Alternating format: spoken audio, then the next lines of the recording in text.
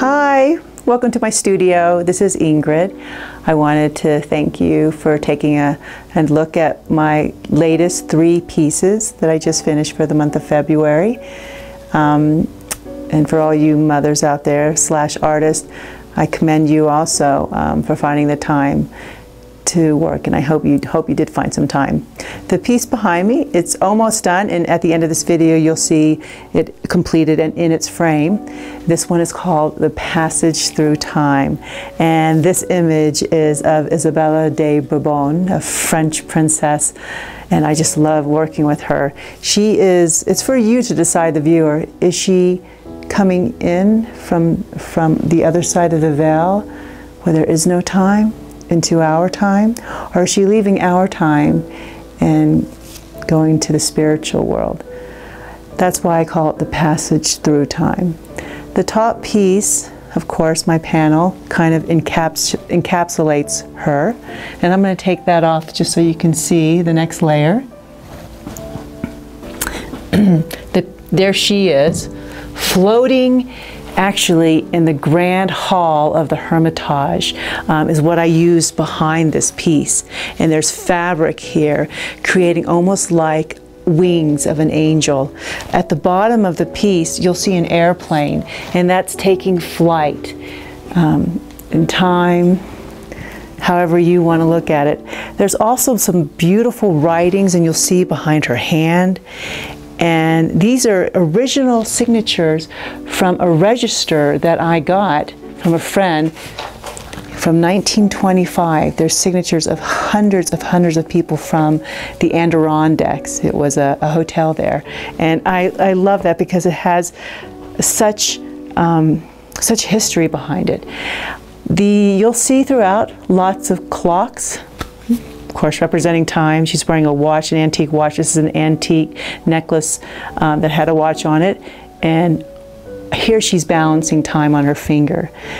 And this is a grandfather clock. And I actually used this was from my doll house that I had as a child.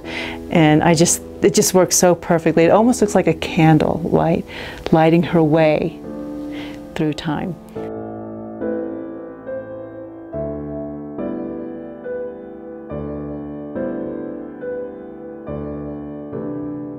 The piece that you're looking at now is titled Immortal Love, and it's almost 6 feet tall. It's about the beyond, about finding a mate that you have not only in this life but also on the other side.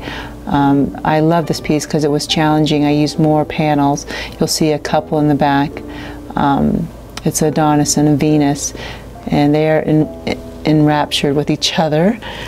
And there's the piece in front. She's contemplating and thinking about her love, of beyond. The musical sheets in this one is from my favorite, one of my favorite arias that the composer Puccini did in Tosca, called Viside Arte, Viside Amore, art and love. These have I lived for, and I think that is really what this piece is about art and love. This piece, Bianca's Diary, it is a portrait of Bianca, the illegitimate daughter of Cosimo Medici, the leader of Florence in the 16th century. Bianca died of a fever at the age of 6, and Medici, he grieved deeply. I didn't realize it when I began this piece, but Bianca became ill in late February and died March 1st, exactly 471 years ago. This piece is what Bianca might have wanted to say about her life. The words you see written on the surface and the sides of the frame are the story of her short life and the one she dreamed of having. Inside the work, I've put antiques and personal possessions a little girl might have saved. Her dress is white because Bianca means white. There's also a poem on her shoulder entitled Snowdrop.